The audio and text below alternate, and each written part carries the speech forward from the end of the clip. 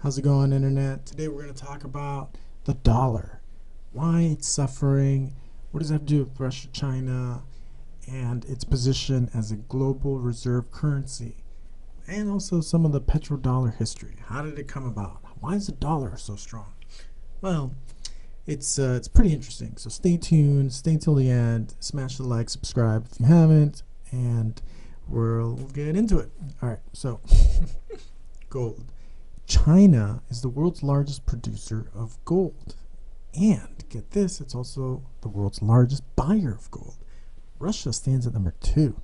Now, most of that gold finds its way back to the government's treasuries. What's interesting is that Russia holds about 2,300 tons of gold. That's roughly 74 million troy ounces, okay?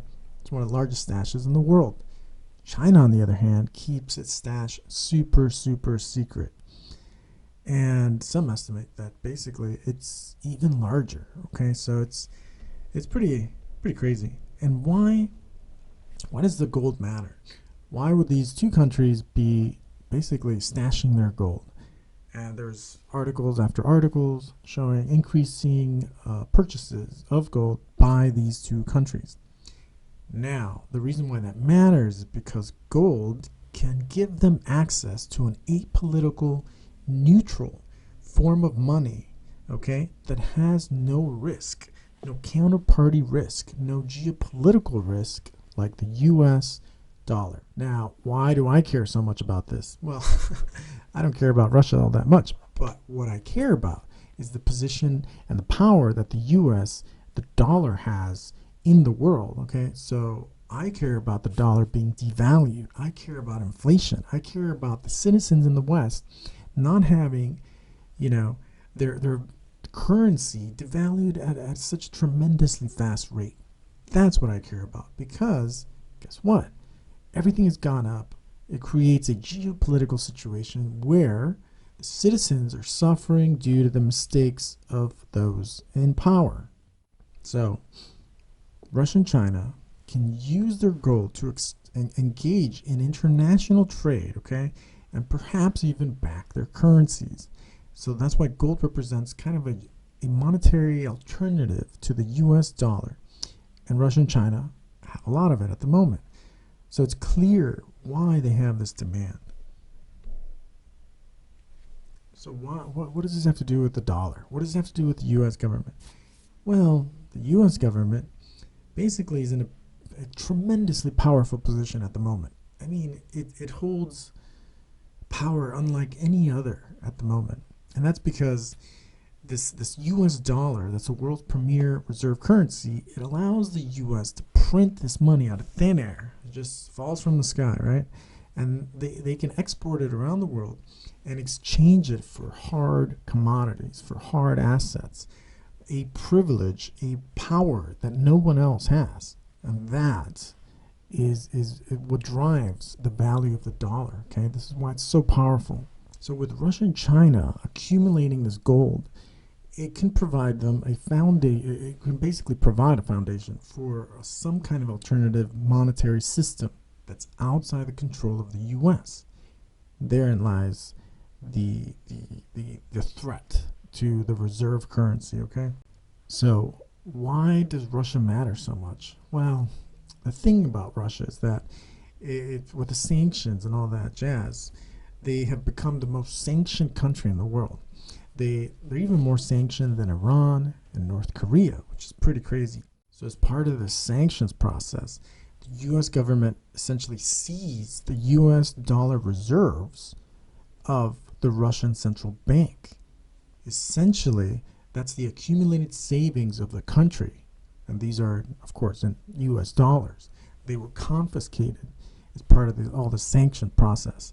So it's a stunning illustration of the political risk of the dollar.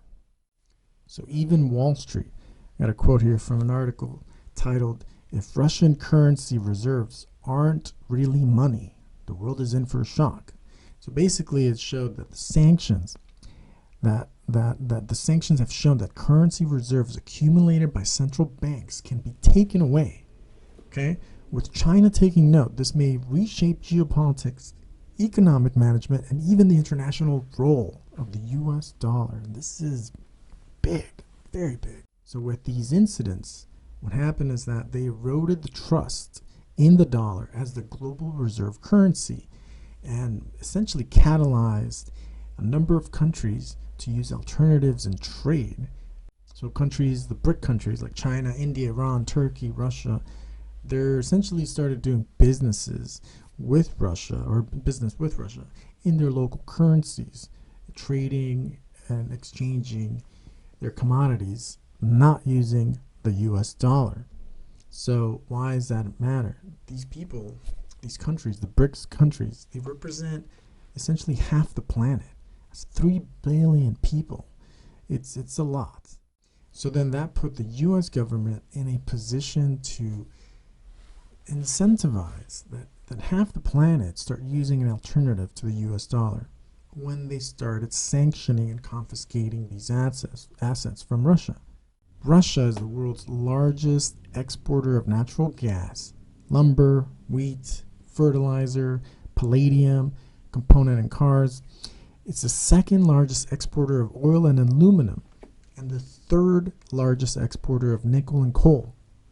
It's a lot of stuff. It's a major producer and processor of uranium for nuclear power plants. Okay, the enriched uranium from Russia and its allies provides electricity to 20% of the homes in the U.S. I was actually surprised by that. So aside from China, Russia produces more gold than any other country, accounting for more than 10% of global production. It's huge, astounding number.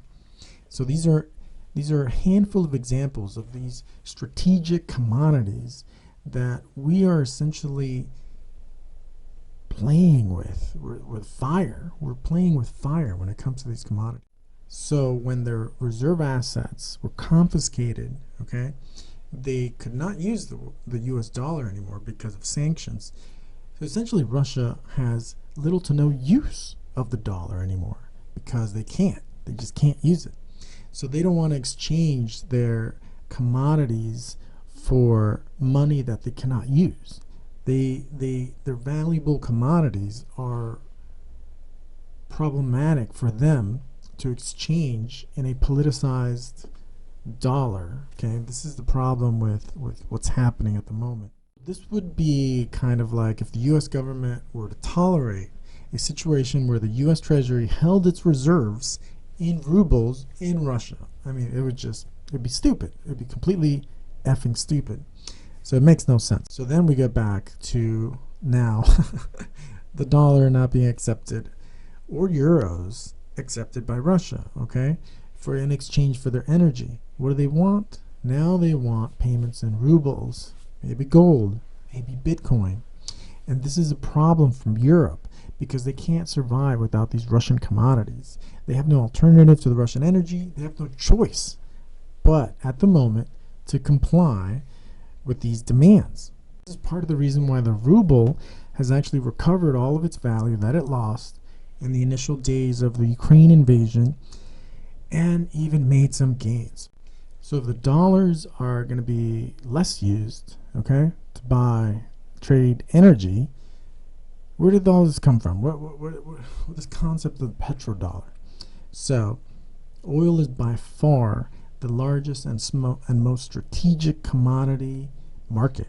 And it's pretty wild because for the last 50 years, U.S. has been in a position that no one else has had this kind of tremendous power over their own currency. And it actually comes from the 70s, which is pretty wild. So the U.S. in the 70s made an agreement with Saudi Arabia. So in exchange for the U.S. protecting Saudi Arabia, they had to ensure that all OPEC countries and producers, okay, along with Saudi Arabia, were essentially going to only accept the dollar in exchange for their oil, for their exports. And that allowed the U.S. to create this petrodollar concept, this idea that the dollar is tied to the commodity. And this is very, very powerful.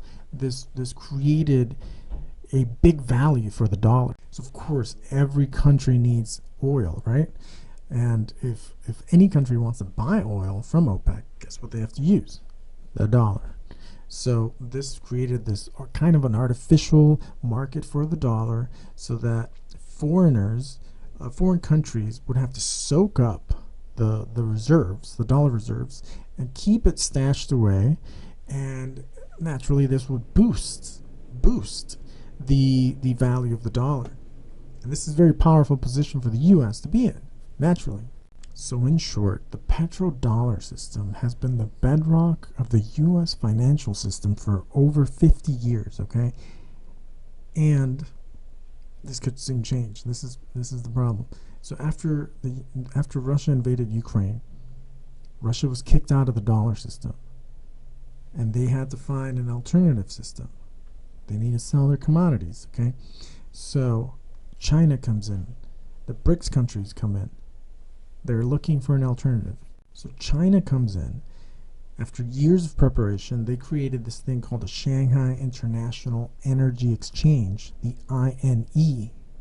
So they launched crude future contracts, oil future contracts, denominated in the Chinese yuan in 2017.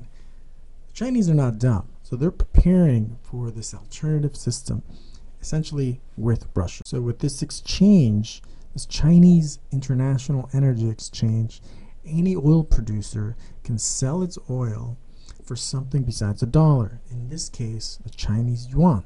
So there's one big problem for the Chinese. Well, a lot of people, a lot of oil producers, they don't want to accumulate a bunch of yuan, Chinese yuan. So China knows this. What do?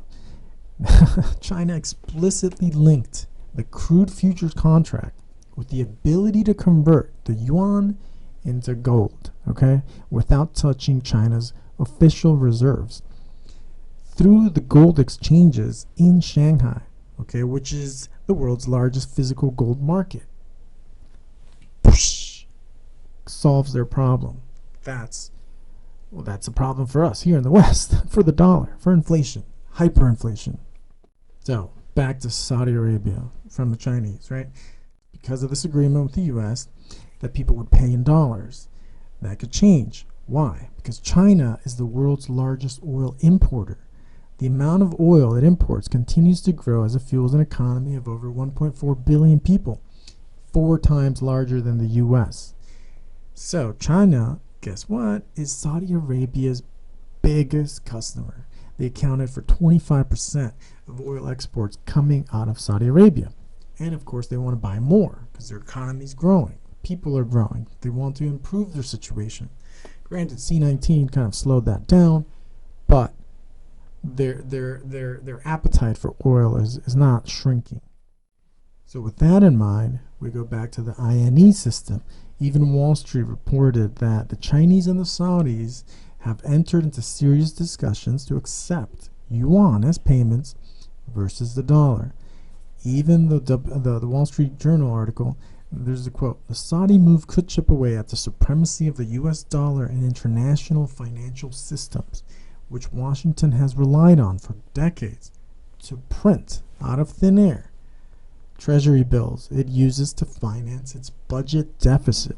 So we're running at a budget deficit constantly, but because of the power of the US currency global reserve, it's able to just continue to print this money. The key point is that Saudi Arabia, okay, the linchpin of the petrodollar system, flirts with China about selling the oil in yuans, in Chinese yuans.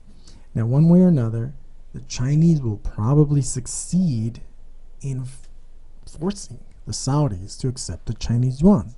Okay, now the reason why the Saudis might actually go for it is because the deal is sweetened when they can exchange the Chinese yuan through the INE system for gold. What's going to happen in the dollar after that? Well, it would suffer from more inflation. It would devalue the dollar even further. And this is the problem. So in a matter of days, during the whole C-19 issue, when the stock market crash was happening and the hysteria was just through the roof, people were panicking, okay? So what did the Fed do? They created more dollars out of the thin air. In the 250 years, okay, of the US's existence, it was The money printing was unprecedented, and the money supply doubled in 1 year, less than a year. So hopefully the geniuses can do something about it instead of just printing more out of thin air. There's a lot of warning signs that the system, the global reserve currency system is crumbling. Okay, so going back to Jerome Powell's quote, it's possible to have more than one reserve currency. Problematic for the dollar. So let's hope things improve. But just a little history. I thought it was super interesting. If you enjoyed it, smash a like, subscribe, and I'll see you in the next one.